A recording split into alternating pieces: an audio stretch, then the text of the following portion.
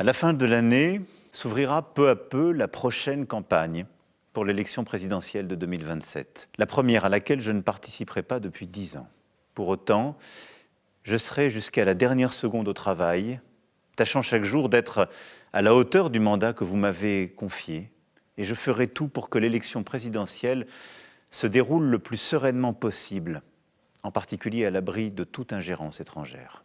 Je sais toutes les impatiences, parfois les colères qui continuent d'exister dans le pays, et je partage plusieurs d'entre elles.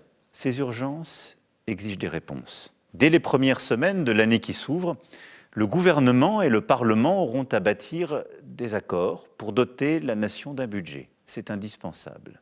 Cette année doit donc être et sera une année utile. Je veillerai tout particulièrement à ce que plusieurs grands chantiers puissent aboutir. Nous verrons les premiers pas du service national pour l'engagement de nos jeunes, qui renforcera le lien entre nos armées et la nation. Nous protégerons nos enfants et nos adolescents des réseaux sociaux et des écrans. Nous irons enfin au bout du travail législatif sur la question de la fin de vie dans la dignité, sujet sur lequel je m'étais engagé devant vous en 2022. Nous tenons. Oui, notre pays tient.